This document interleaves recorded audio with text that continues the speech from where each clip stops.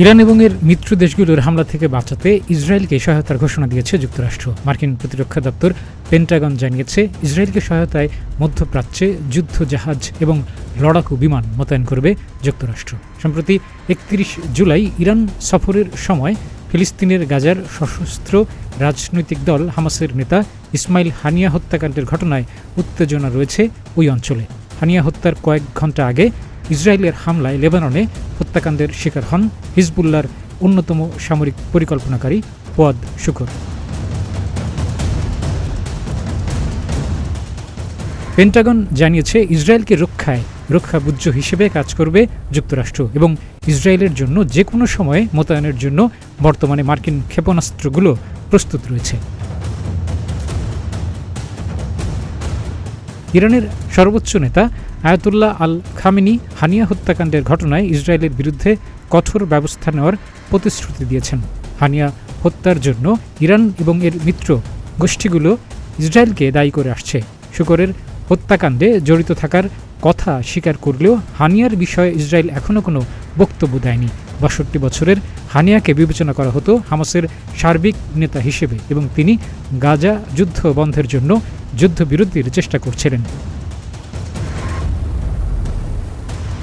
Pentagon জানিয়েছে, ইসরায়েলের জন্য নতুন অস্ত্র মোতায়েনের মাধ্যমে যুক্তরাষ্ট্র আরও স্পষ্ট করতে যাচ্ছে যে কোনো পরিস্থিতিতেই যুক্তরাষ্ট্র ইসরায়েলের পাশে আছে। যুক্তরাষ্ট্রের নতুন এই সামরিক সহায়তার মধ্যে থাকছে আকাশে নিক্ষেপযোগ্য ক্ষেপণাস্ত্র, প্রতিরক্ষা দিতে সক্ষম যুদ্ধজাহাজ এবং হামলা করতে সক্ষম জাহাজ। সম্প্রতি ক্ষেপণাস্ত্র এবং ড্রোন দিয়ে ইরান ইসরায়েলে হামলা করলে ১৩ এপ্রিলের আগে যুক্তরাষ্ট্র এ অঞ্চলে সামরিক মোতায়েন বাড়িয়েছিল। সে সময় ইসরায়েল এবং এর মিত্ররা মিলে প্রায় ৩০০টির মতো ড্রোন এবং ক্ষেপণাস্ত্র ধ্বংস করে।